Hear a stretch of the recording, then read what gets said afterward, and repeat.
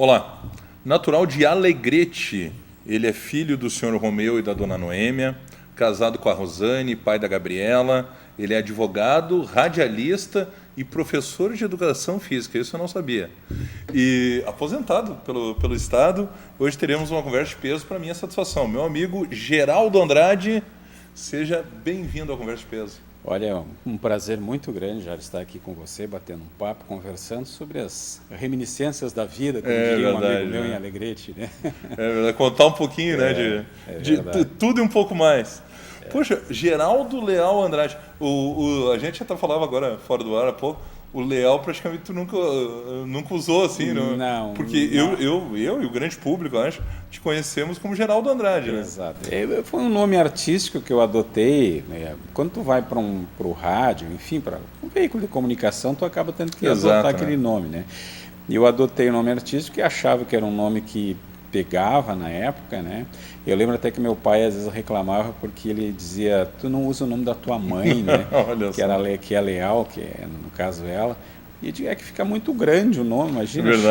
Chamar um repórter ou narrador pelo nome, embora vários usem o nome todo, né? Mas acabou pegando esse nome e eu acabei nunca mudando. Sim. Mesmo. Poxa, Geraldo, tu és natural de Alegrete. Tu teve a tua infância, a tua criação toda lá na fronteira mesmo? Sim. Ou mais aqui para a região metropolitana? Não, eu sou na verdade bem gaudério do interior. Olha mesmo. Que maravilha. Só para te ter uma noção, até a quinta série eu estudei num colégio rural e eu ia para o colégio a cavalo. Poxa, esse era...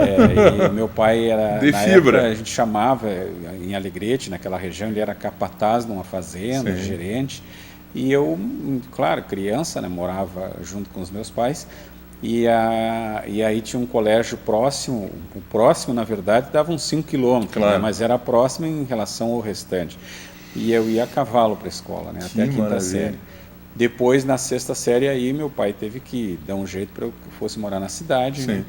E aí onde começou aquele meu... Na verdade, então tu residia no interior de Alegrete? Interior mesmo, numa fazenda, morava numa fazenda.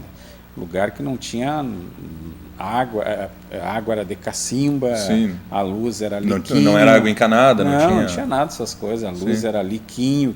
Olha só, não tinha luz elétrica? Não, absolutamente nada disso. Né? É literalmente uma fazenda. E ali eu me criei e hoje, às vezes, eu vou a Alegrete, claro, mudou muito, evidente, né?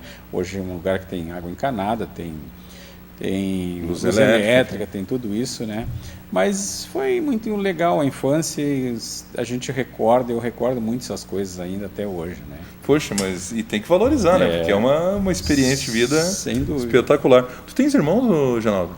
Não, eu não tenho irmãos, eu sou só filho único, né? Que maravilha. Outro dia até eu falei sobre isso, tem pessoas que eu considero como irmãos, claro. Eu tenho um amigo que mora em Capão da Canoa hoje, que é professor de educação física também, que é de Alegrete também hoje, o Danilo, é um irmão que eu não tive, nós temos uma amizade muito grande, eu tenho 57 anos, e nós temos uma amizade acho que há 40 anos, né? 35, 40 anos. Então é uma relação muito sadia, claro. Assim, é amizade mesmo, sabe? Coisas que a gente às vezes não vê nisso. E é muito engraçado porque quando um fica brabo, o outro fica quieto, não diz nada. Né? Normal. Ou sacaneia o outro, né? Mas enfim. Geraldo, até por curiosidade, para o telespectador conhecer um pouquinho, como é que era, poxa, a infância, porque a gente sempre fala, e mesmo, né, com o pessoal que é nascido, criado muitas vezes em cidades do interior, mas que já tem aquela vivência mais urbana. Como é que foi para ti na infância, na adolescência, viver assim no interior, num local, né, que nem tu dissesse, uma fazenda? As brincadeiras era lá ajudando o pai na lida do dia a dia. Exato. Na verdade, o meu pai era muito engraçado, porque o meu pai era um homem que tinha uma visão muito, embora fosse um homem de campo, um homem rude, ele tinha uma visão muito interessante, que ele dizia sempre assim: criança tem que brincar. Que legal. Ele sempre dizia isso. E ele sempre dizia para mim às vezes: tu tem que brincar. criança tem que brincar.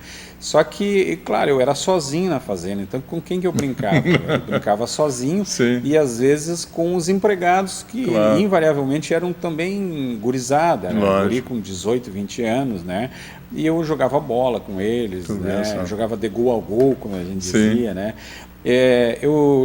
Outro dia eu disse que eu comecei a narrar futebol, acho que eu tinha uns 8 anos, porque quando eu jogava sozinho e narrava o jogo, né? Uma coisa meio louca assim. Ouvindo no rádio, Ouvindo no rádio. Na época, para mim, eu sempre baseei meu trabalho todo em narração no Ranzolin. Acho que para mim foi o ícone da narração esportiva do Brasil, para mim o melhor narrador do Brasil.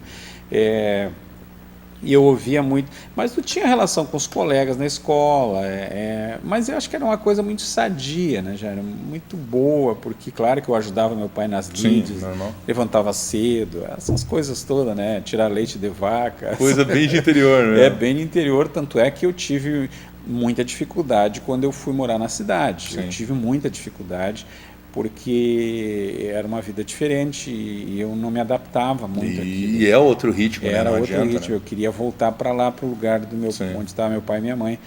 É claro que, graças a Deus, a minha mãe tinha uma cabeça muito boa na época e meu pai também, e não permitirem em momento algum que isso acontecesse. E, imagina, se eu tivesse ficado ali, eu teria ficado...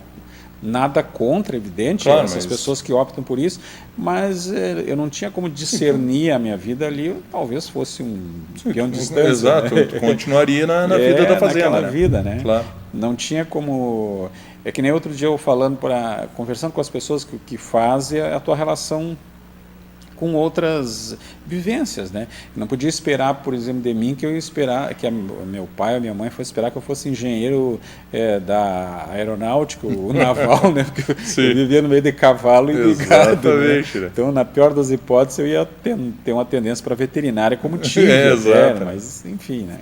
Que por tal aquele convívio dos animais, Exato. Enfim. E já chegando na fase, né, jovem, adulto, o casamento com a dona Rosane ocorreu lá em Alegrete? Não, aqui em São Leopoldo. Já em São Leopoldo. Alegrete. Eu tive esse processo na época de adolescente, eu fui estudar em Bagé, fiz educação física. Eu sou funcionário do Estado, hoje aposentado, né? Me formei muito cedo em educação física, eu tinha 21 anos quando me formei em educação física. Eu entrei na faculdade muito cedo, com 18 anos eu fui para a faculdade. Eu sempre fui um cara meio CDF para estudar, né? E por incrível que pareça, eu permaneço até hoje, né? Hoje eu exerço a profissão de advogado e eu estou na terceira especialização agora, eu fiz uma na educação física, hoje eu não ocupo mais porque acabei parando, né? Depois, com a questão do direito, eu acabei indo para o direito desportivo, porque é a vida que eu levo quase que sempre, né? E hoje eu estou fazendo especialização em direito do trabalho, meio que para juntar essas coisas tudo, né?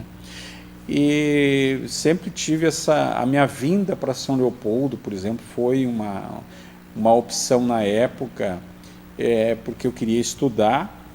Eu era formado em educação física, como falei, dava aula em Alegrete, era concursado do Estado, e chegou um momento, como toda cidade do interior, que tu bate no teto. E aí tu chega ali e estaciona. Exato, não tem mais para onde crescer, né? Hoje Alegrete é uma cidade diferente, tem universidade, tem uma série de coisas, mas na época não tinha, e eu queria fazer direito.